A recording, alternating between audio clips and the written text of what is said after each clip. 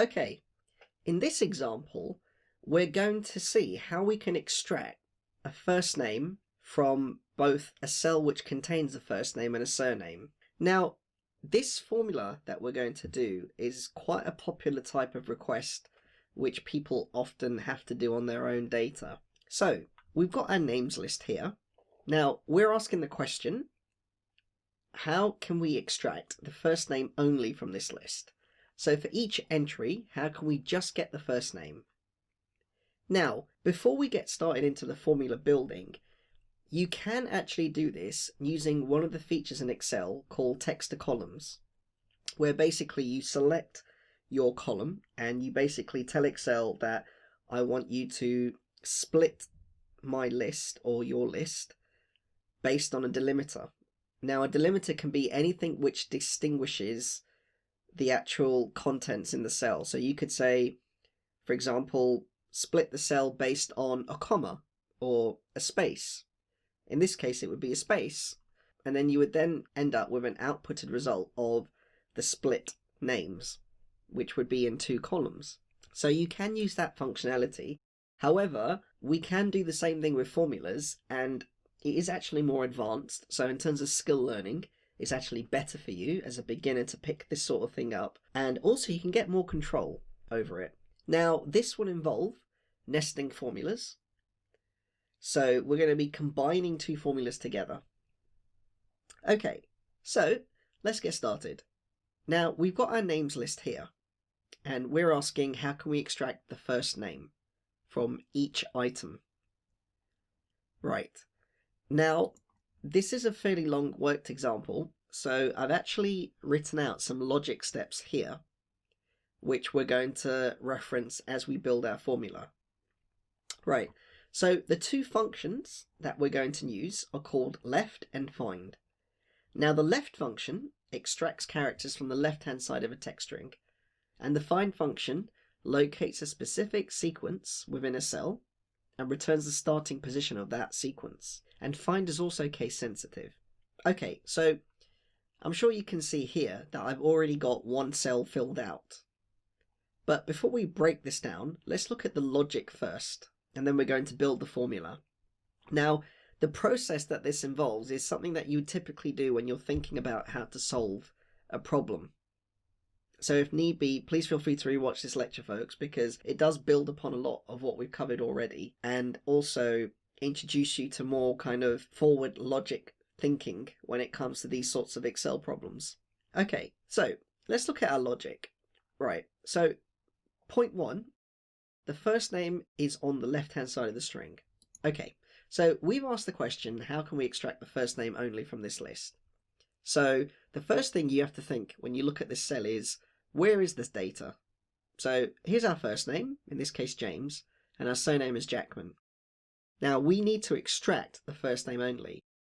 So you would look for a function in Excel which can extract text from the left-hand side. And in this case, it's our left function. Now, just in case you're wondering, is there a counterpart for this that can extract text from the right-hand side? There is, and it's called right with brackets, and it takes a parameter of the text. In this case, we're not going to use right because we're not interested in extracting anything from the right-hand side. We want text starting from the left-hand side because we want the first name.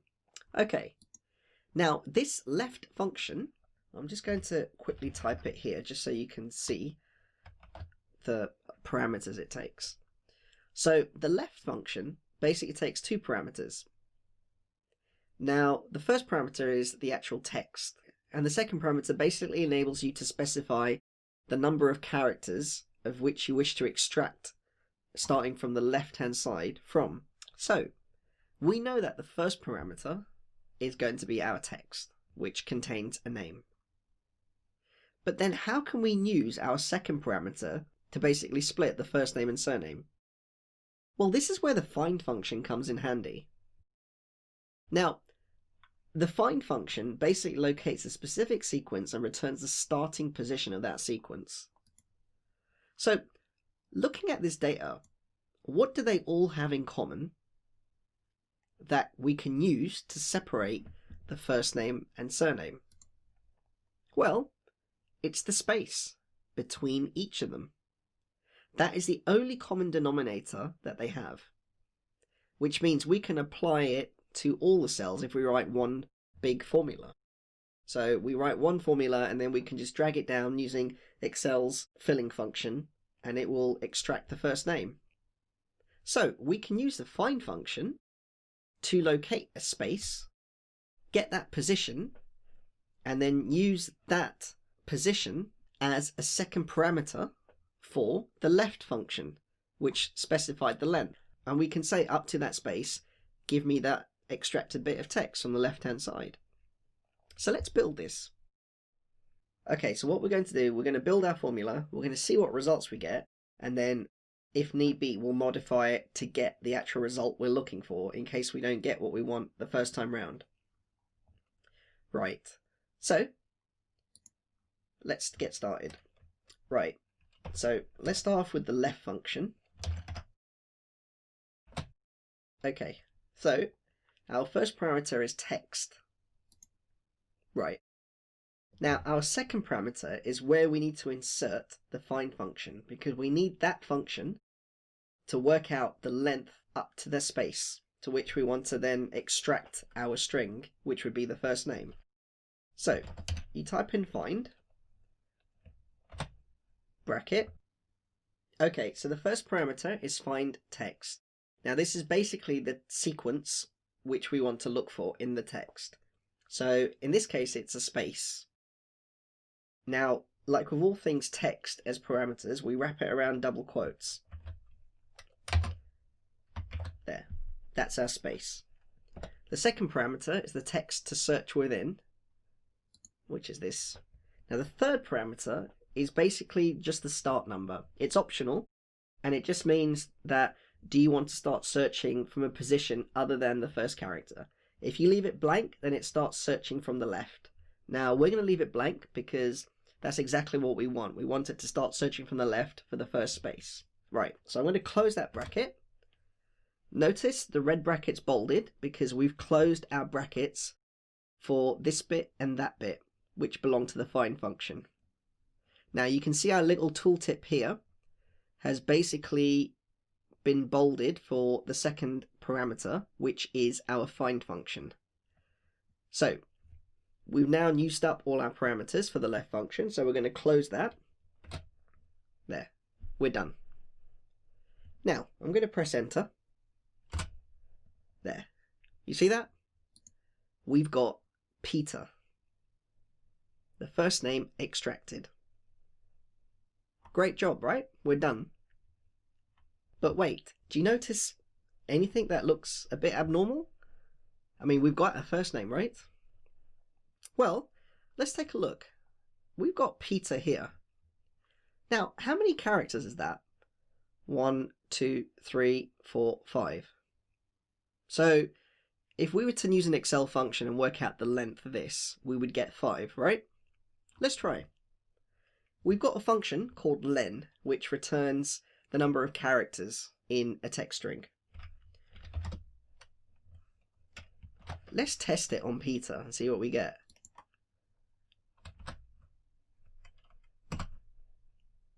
We got 6, but we can only see 5 characters. So what's wrong here? Well, let's look into it a bit further. Let me just copy this and paste it below, but as a value, so without the formula. Because what I want to show you is that Excel has also copied in the space after the letter R in Peter, which is why we're getting 6 characters, because the len function includes the space as a character. So, click here. Right. So now we've got Peter. Now, folks, the reason I've copied this out is because if I click in to see if there's a space, we won't get a space because this is actually a formula. So if I clicked in here, we actually get the formula. So there's no way for me to show you that the space has been included. But because I pasted it out as a value, there's no formula now, which means if I double click, you can see that the cursor is 1 space after R. Now, just to make this a bit more prominent, there, I can select that space. So if we start from here, we've got character 1, 2, 3, 4, 5, 6. So when we wrote this formula, it's actually extracting the space as well, because it counts that as part of the character extraction. Now, why is this? Well, let's look at our formula again. If I double click, right, so we were saying, using the left function, extract the first part of this string based on the number of characters we give it.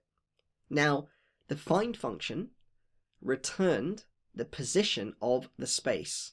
So we basically said, using the left function, extract the first, in this case, 6 characters of this string. Now, why is it 6? Well, because the space is located at the 6th position. If I just type the find formula and just use it to return the location of the space on its own, you can see that it returns position 6. So, in essence, what we're telling Excel is basically the left function, that, which is basically Peter, number 6. So that would actually include the space. So why are we doing that? Why are we using the space bit? Well, as we mentioned before, that is the only common denominator all these entries have. But we're left with this dilemma where we get that space included. Now, on the front of it, it might not look important, but what can happen is you may have formulas down the line which basically may not work out things correctly because you've got a space included. So what can we do? Well, we simply say, once you've located the location of the space, -1. And that -1 will give us the position of whatever letter is before it. So in this case, it's an R. In this case, it would be an A. In this case, it would be an N. So that's what we did here on our first formula. We actually put in a -1. Now, I'm going to demonstrate that. So I'm just going to delete all that. Okay, so if I double click into here, now I'm going to -1. Now, folks, one thing to note is you've got to do it at the right positioning. So we're doing it outside of the red bracket. So basically, whatever number we get here, it will then -1. Now, that should give us the right number of characters to extract from our Peter Hudson cell.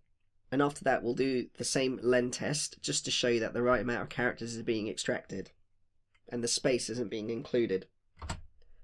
Okay, so we got that, Peter. So I'm going to copy that out, paste it as value.